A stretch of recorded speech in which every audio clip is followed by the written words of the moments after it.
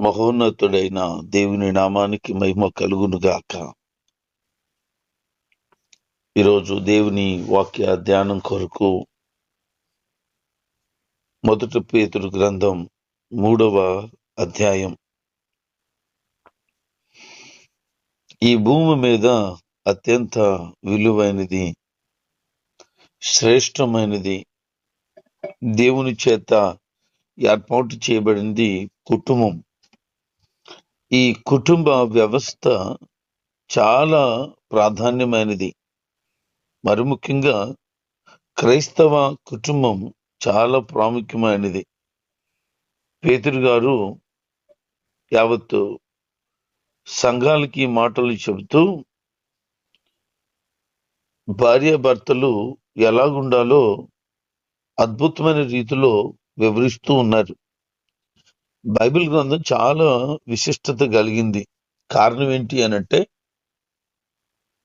ఒక పురుషుడు ఎలాగుండాలో, స్త్రీ ఎలాగుండాలో, పిల్లలు ఎలాగుండాలో, చదువుకున్న వారు ఎలాగుండాలో, చదువు లేని వాళ్ళు ఎలాగుండాలో, యజమానులు ఎలాగుండాలో, దాసులు ఎలాగుండాలో, ధనవంతులు ఎలాగుండాలో, పేదవారు ఎలాగుండాలో, అన్ని రకాలైనటువంటి ప్రజలకు అద్భుతమైన రీతిలో లేఖనాలలో ప్రభు రాయించి ఉంచాడు. భార్యాభర్తల గురించి కూడా చాలా విషయాలు రాశారు. ఈ పేతురు గారి ద్వారా చెప్పబడుతున్న కొన్ని మాటలు, వివాహమైన తర్వాత స్త్రీలు తమ భర్తలకు లోబడి ఉండాలని చెప్తున్నారు. ఎందుకు అంటే, ఒకవేళ వారు దేవుని ఎరగని వారై ఉండుంటే తమ భర్తలు దేవుడి దగ్గరికి రావటానికి ఈ లోబడుట అనేది ఎంతో ఉపయోగకరంగా ఉంటుంది. ఎఫెసీ పత్రిక 5వ అధ్యాయము 22, 23, 24 వచనాల్లో కూడా స్త్రీలారా మీ స్వపురుషులకు లోబడి ఉండండి అని చెప్తున్నారు. ఈ కుటుంబము చెడిపోకుండా, నాశనకరమైన స్థితిలోనికి జారిపోకుండా ఉండాలంటే స్త్రీలు తమ భర్తలకు లోబడాలి. అప్పుడు ఆ కుటుంబము కట్టబడుతుంది. ప్రస్తుత దినాల్లో గమనించినప్పుడు స్త్రీలు, అందరూ కాదు కానీ ఎక్కువ శాతం తిరుగుబాటుదారులుగాను, అవిధేయత కలిగిన వారుగాను, పొగరు పట్టిన వారుగాను, గర్వాంధులుగాను కనబడుతున్నారు.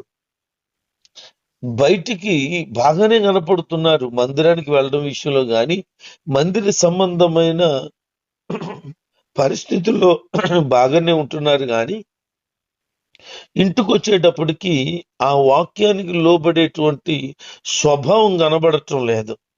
అవిధేయత ఎక్కువ కనబడుతుంది.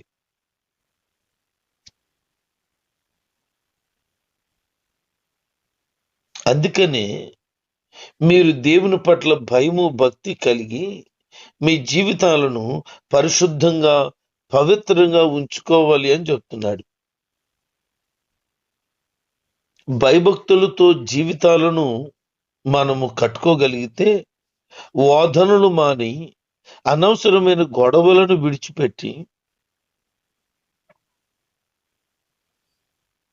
దేవుని మీద ఎవరైతే ఆధారపడి నమ్మకంగా ఉన్నారో వారు మాదిరికరంగా బ్రతికితే, ఆ నిజాయితీకి తమ భార్యల వలన భర్తలు ఎప్పుడో దేవుని దగ్గరికి వచ్చేసిను. కానీ వారు సరి అయినటువంటి విధేయత కలిగి ఉండకపోవడాన్ని బట్టి చాలా మంది భర్తలు ఈరోజు దేవుని సన్నిధికి దూరంగా ఉంటున్నారు.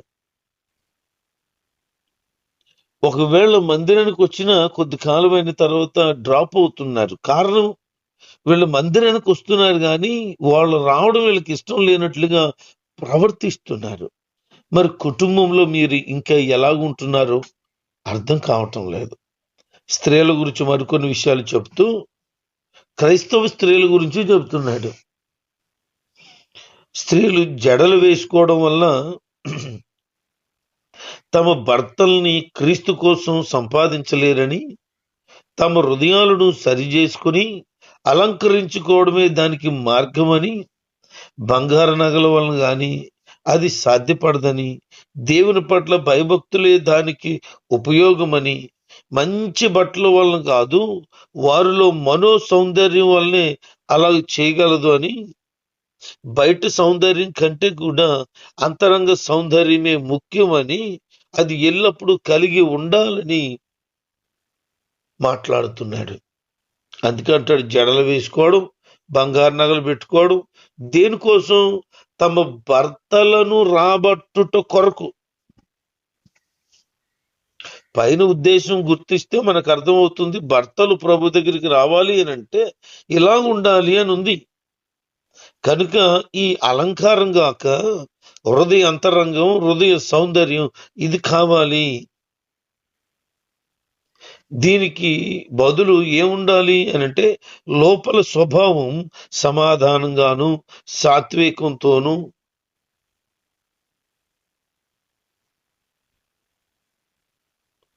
బయటికి చూస్తే భక్తి కలిగిన వ్యక్తిగాను నీ అలంకారం ఉండాల. అది దేవుని దృష్టికి విలువైనది. అంటే మనుషులకు కనబడాలనే ఉద్దేశాలతో నువ్వు తయారవితే దానివల్ల కలిగేది నష్టం అని చెప్తున్నారు. పైగా నీ కుటుంబాన్ని కట్టుకోవడం కష్టం, నీ భర్తలను ప్రభు దగ్గర నడిపించుకోవడం కష్టం. ఎందుకనంటే పై అలంకరణ వారిని దేవుడి దగ్గరికి రానిది, కానీ నీ హృదయ అంతరంగ స్వభావము సౌందర్యంగా ఉండుంటే దానిని బట్టి వారు ప్రభు దగ్గరికి వస్తారు అని చెప్తూ, గడిచిన దినాల్లో ఉన్నారే భక్తి కలిగిన స్త్రీలు, వారు తమను తాము అలంకరించుకున్న విధానం ఏంటంటే లోబడడం వల్ల అని చెప్తూ షారా గారి గురించి చెప్తున్నాడు. షారమ్మ అబ్రహాముకి లోబడింది. ఎలాగ లోబడిందో చాలా విచిత్రంగా ఉంటది. దేవుడట, అబ్రహాం నువ్వు ఈ స్థలాన్ని విడిచిపెట్టి ముందుకు కదులు అని అంటేనట, ఆల్రెడీ షారమ్మ గారు అన్ని ఏర్పాట్లు చేసి రెడీగా ఉండిందట. అంటే ఎప్పుడు కదలమంటాడో తెలీదు, మాటి మాటికి వాళ్ళ ప్రయాణం మారుతూనే ఉండేది, ప్లేసులు మారుతూనే ఉండేవాళ్ళు. షారమ్మ అలాగ లోబడుతూ ఏమంటుందట, యజమానుడు అందట, యజమానుడు అని పిలిచిందట. పెద్ద విచిత్రం ఏంటంటే నేటి దినాల్లో నిన్నే చాలా అమర్యాద కలిగినటువంటి మాటలు మనం వింటున్నాం. చాలా అమర్యాద కలిగిన మాటలు. అది పూర్వకాలం అండి. నేటి దినాలు అంత ఫ్యాషను. ఒలే వచ్చేయి ఇయ్యి మాట్లాడుకోవాలి, భర్తలు అలాగ అనాలి, భార్యలు చిన్న కన్నా అనాలి అంటున్నారు ఈ దినాలు. చాలా విచారింపదగిన విషయం. గౌరవము అనేది ఎప్పుడూ ఉండాల. ఈ రోజు ఉండకూడదు, ఆ రోజుల్లో ఉండొచ్చు కాదు, ఎప్పుడుని. అబ్రహాముని యజమానుడా అని పిలిచింది. ఏమి అద్భుతమైన మనసు. ఆదికాండం 12వ అధ్యాయము 18వ అధ్యాయము 12వ వచనంలో, అందుకు షారా తనలో నవ్వుకుంటూ, నేను బలహీనమైపోయాను, నా యజమానుడు ముసలివాడైపోయాడు అనే మాట మనం గమనించగలుగుతాం. నా యజమానుడు అంటుంది. అది విధేయత. ఆమె దేవుని చేత దీవెనలు పొందుకునేటట్లు చేసింది.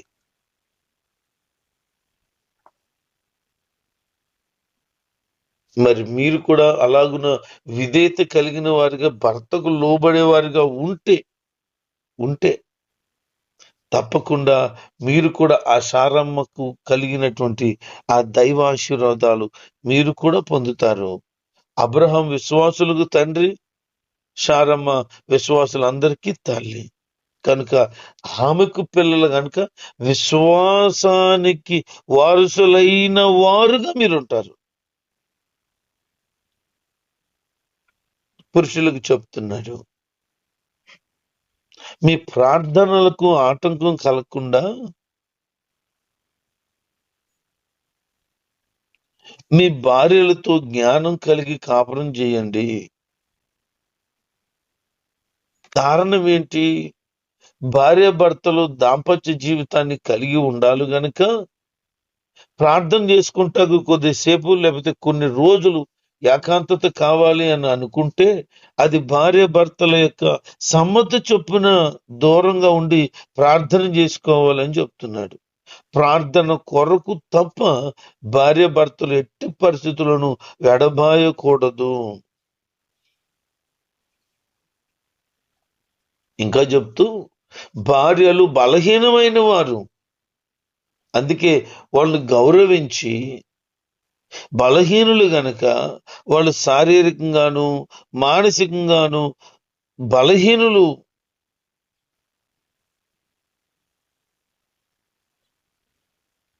మానసికంగా బలహీనులు కాదు, శారీరకంగా మాత్రమే వారు బలహీనులు. వారు మానసిక స్థితి చూస్తే చాలా బలమైనదే. లోబడే విధేయత చూపడం వారు వంతైతే, బలహీనమైన వారిని ప్రేమించి గౌరవించడం పురుషుని యొక్క గుణం. ఇలాగూ గనక మీరు భార్యలను పట్ల ప్రేమను చూపించగలిగితే, వారు బలహీనమైన వారని వారిని గౌరవించి వారి పట్ల జ్ఞానం కలిగి నడుచుకుంటే కుటుంబం కట్టబడుతుంది. చాలా మంది పురుషులు స్త్రీలను ఒక బానిస కంటే దారుణంగా చూస్తారు. కొంతమంది అయితే ఆమెను మనిషిలా కూడా చూడ మూర్ఖులు. నీ శరీరంలో సగభాగం భార్య అంటే సగభాగం. ఆమె ఎంత ప్రాధాన్యత ఇవ్వాలి, ఆమె పట్ల ఎంత ప్రేమను చూపించాలి, ఆమెకు ఎంత సహకారిగా లేకపోతే ఎంత అండగా నిలబడాలి నువ్వు. అలాంటి వ్యక్తివి భార్యని బాధించి హింసించి ఇబ్బంది పెట్టి ఒక కుక్క కంటే హీనంగా చూస్తాడు ఒక్కొక్క బుద్ధి లేనోడు. అలా ఉండొద్దు. దేవుడట భార్యని చేసేటప్పుడు ఆలోచన చేశాడట, తలలో ఎముక నుంచి తీస్తే బాగుంటుందా, కాళ్ళలోంచి ఎముకను తీసి చేస్తే బాగుంటుందా అని ఆలోచన చేస్తే, ఒకవేళ తలలోంచి తీస్తే గర్వం వస్తుంది వాళ్ళకి, కాళ్ళలోంచి తీస్తే అణచబడతారు. కనుక ప్రక్కనున్న ఎముకను తీశాడట. ఎందుకంటే మీ ఇద్దరు సమానం. ఈ రోజున ఆ దైవకమైన మనసు కలిగి ఉండగలిగితే మీ కుటుంబాలు ఇతరులకు మార్గదర్శకంగా ఆదర్శవంతంగా ఉంటాయి. మీ బ్రతుకులు ప్రభులు స్థిరపరచబడి కట్టబడి ఉంటాయి. అందుకే భార్య భర్తలు వేరు వేరు కాదు, ఇద్దరు ఒకటే. దేవుని చేత ఏర్పాటు చేయబడిన వారు, దేవుని చేత ఎన్నుకోబడిన వారు, దేవుడు మెచ్చుకున్నవారు. ఈ కుటుంబం ఇతరులకు మాదిరికరంగా ఉండగలిగితే ప్రభు దగ్గరికి అనేక మంది రాగలుగుతారు. అందుకనే అంటున్నాడు ఆయన, మీరు ఏక హృదయంతో ఉండండి, ఒకరి పట్ల ఒకరు సానుభూతి కలిగి బ్రతకండి, సహోదర ప్రేమ విషయంలో దయలోను మర్యాదగా బ్రతకండి, ఇతరులకి కీడు చేయకుండా ఇతరులను దూషించకుండా దీవించండి. ఎందుకంటే మిమ్మల్ని పిలిచింది మీరు దీవెనలకు వారసులు అవటానికి. దేవుని చేత పిలువబడ్డాం ఎందుకంటే ఆశీర్వాదానికి వారసులుగా ఉండటానికి. మరి ఆశీర్వాదపు వారసత్వాన్ని స్వతంత్రించుకోవాలంటే ఇతరులను దూషించకూడదు, ఇతరులను శపించకూడదు, అందరితోనూ దైవికమైన ప్రేమ మనస్సు కలిగి ఉండాల. ఇంకా చెప్తున్నారు, కీర్తన గ్రంథంలో రాయబడిన మాట ఇక్కడ గుర్తు చేస్తూ, జీవమును ప్రేమించి మంచి దినాలు చూడాలనుకుంటే నాలుకను అదుపులో పెట్టుకోవాలి. మోసకరమైన మాటలు బయట పలకుండా జాగ్రత్త కాపాడుకోవాలా. చెడుతనం నుంచి వైదొలగాల. ఈ మాటలు కీర్తన గ్రంథం 34వ అధ్యాయం 12-18 వచనాల్లో ఈ మాటలన్నీ మనం చూడగలుగుతాం. సమాధానం కలిగిన వారిగా బ్రతకాలి. ప్రభువు దృష్టికి న్యాయమైనదిగా ఉండాలి. ఆయన వారి ప్రార్థనలు విని జవాబులు దయచేస్తాడు అని నమ్మాలి. దేవుడు చెడు చేసే వాళ్ళకి విరోధంగా ఉంటాడు. అందుకనే మేలుకరమైన దాన్ని చేస్తూ ఆ మేలుకరమైన దాన్ని అనుసరిస్తూ దేవుల్లో సాగిపోవాలని తెలియచేస్తూ ఉన్నాడు. ఆత్మ సంబంధమైన వారే దేవునితో సహవాసం కలిగి వాక్యానుసారంగా బ్రతకాలి అనే ఆలోచన తపన కలిగిన వారిగా ఉండుంటే ఆశీర్వాదాలు పొందుకుంటావు. మరి ఆశీర్వాదములు పొందుకోకుండా శాపగ్రస్తమైన పరిస్థితి ఎందుకు అనుభవిస్తున్నావు అనంటే వాక్యానికి లోబడి ప్రభుకి హృదయాన్ని అప్పగించుకోకపోవడమే. నీతి నిజాయితీ కోసం నువ్వు బ్రతికే వ్యక్తివైతే ధన్యుడు అవుతావు.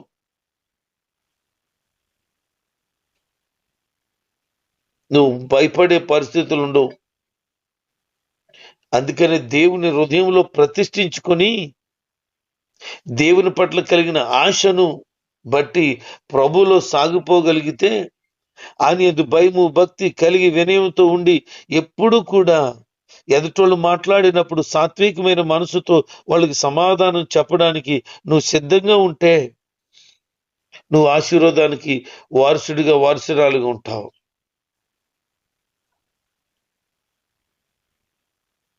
నువ్వు దేవుని బిడ్డగా మంచి ప్రవర్తన కలిగి దూషించే వారి సహితము నిన్ను మెచ్చుకునేలాగా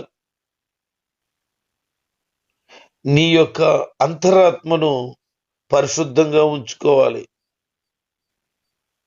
ఎదుటోళ్ళు వేసే నిందలకు సిగ్గుపడేలాగా కాక పరిశుద్ధత కలిగిన వ్యక్తిగా బ్రతకాలి.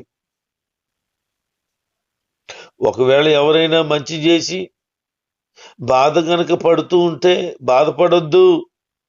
ఎందుకనంటే మీరు ఎదుటి వాళ్ళు మీకు కీడు చేయాలనుకోవచ్చు, కానీ మీరు మేలు చేసి బాధపడుతున్నారు కనుక దాని విషయమై ప్రభు సంతోషిస్తాడు. ఎందుకంటే కీడు విషయమై మనము నలిగిపోయిన ఎదుటోళ్ళకి మేలు కొరకే గనక అది పడినందువలన మనం ధన్యులమే. కుటుంబాలు కట్టబడాలని చెప్తూ భార్యాభర్తలు ఎలా ఉండాలో వివరిస్తూ వారు ఆశీర్వాదాన్ని పొందాలంటే ఏం చేయాలో వివరిస్తున్నారు. దేవుని కోసం మనం నిలబడి ఈ లోక సంబంధమైన పాపం విషయంలో దూరం అవుతే దేవునికి దగ్గర అవ్వగలుగుతాం. అందుకని మన పాపముల కోసం యేసు ప్రభువారు ఒక్కసారి బాధపడి శ్రమను అనుభవించి మరణించాడు. శారీరకంగా ఆయన చంపబడ్డాడు, కానీ దేవుని ఆత్మ చేత ఆయన సజీవుడై బ్రతికాడు. ఆయన మరణం గురించి చెప్తున్నాడు. ఆయన మరణం వలన మనకు కలిగేటువంటి దైవికమైన ఆశీర్వాదముల గురించి చెప్తున్నాడు.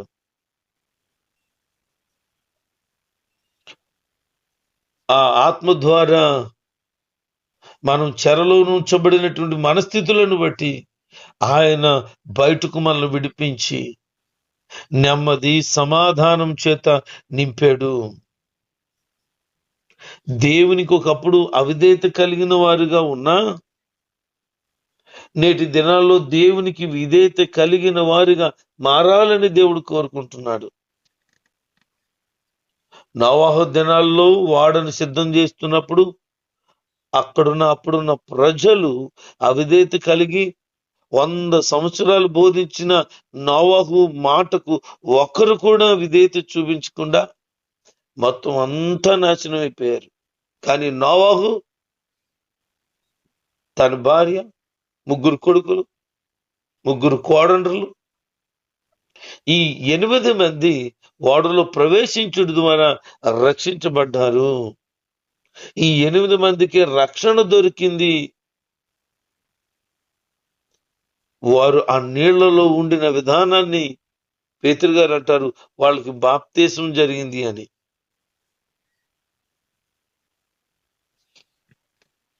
దేవుడు వారిని రక్షించాడు. మనము శరీర సంబంధమైన మలినము నుండి బయటపడి ఆత్మ సంబంధమైన పరిశుద్ధత కలిగి యేసుక్రీస్తు పునరుద్ధాన మూలముగా దేవుడి విషయాల్లో నిర్మలమైన మనస్సాక్షి కలిగి మనం జీవించాలి. అందుకని ఎబ్రీ పత్రికలో రాయబడి ఉంటుంది, మనస్సాక్షి కల్మషము తోసుకుంటున్నట్లుగా ప్రోక్షింపబడిన హృదయములు కలిగిన వారిగా ఉండాలి. మనస్సాక్షి కల్మషంతో నింపబడి ఉండినప్పుడు దేవునికి ఏమి ఇష్టమైన బిడ్డగా నువ్వు ఉండగలుగుతావు? వారు బాప్తీసం తీసుకుని రక్షించబడి, అది శరీర సంబంధమైన కాదు, ఆత్మ సంబంధమైన బాప్తీసం తీసుకున్నారు. వారు పరిశుద్ధమైన వారిగా జీవించగలిగారు. వారే ఈ లోకానికి మాదిరై వారి వల్లనే భూమికి సంతానం వచ్చింది.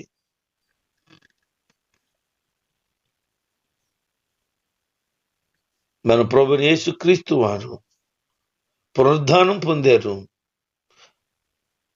ఆ పొందిన పునరుద్ధానం మనం కూడా పొందాలని దేవుని కుడి పార్శ్వమున ఆయన ఉన్నాడు.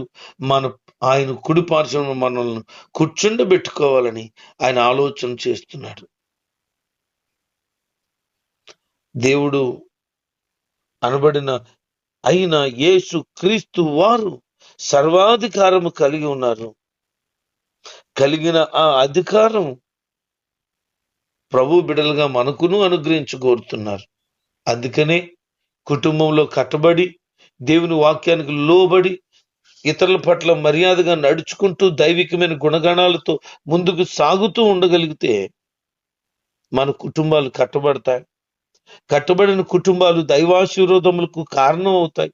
అసలు దైవాశీర్వాదములు ఎలాగొచ్చాయి అంటే యేసు క్రీస్తు యొక్క మరణం వలన, ఆయన చేసిన త్యాగం వలన ఈ రోజున ఆ పునరుద్ధానపు శక్తిని పొందుకొని ఆయన కొరకు నమ్మకమైన రోషము కలిగిన వారిగా జీవించగలిగితే మనమే సంఘానికి, సమాజానికి ఒక మాదిరికరమైన వారిగా ఉంటాం. ప్రియ దేవుని బిడ్డలారా, క్రీస్తును అంగీకరించారే, దైవికమైన ప్రేమలో ఉన్నారే, ఆయన మార్గంలో సాగుతున్నారే, ఆయన కొరకు బ్రతకాలని ఆశ కలిగి ఉన్నారే, నిత్యత్వపు వారసత్వాన్ని స్వతంత్రించుకోవాలని తాపత్రయం కలిగి ఉన్నారే. అయితే స్వతంత్రించుకొనుట కొరకు పరిపూర్ణంగా దేవునికి అప్పగించుకోనండి. ఆ దేవుడే మిమ్మలను సంఘానికి, సమాజానికి మాదిరికరంగా, ఆయనకు ఇష్టకరంగా మీ జీవితాలను భద్రపరుస్తాడు. అటు కృపలో నడిపించబడుతూ ఇతరులకు మాదిరికరమైన కుటుంబంగా, ఇతరులకు దీవెనకరమైన జీవితాలుగా, దేవుని త్యాగాన్ని ఎప్పుడూ తలంచుచూ సాగేవారిగా ఉండుటకు ప్రభు సంసిద్ధ పరచునుగాక. ఆమేన్.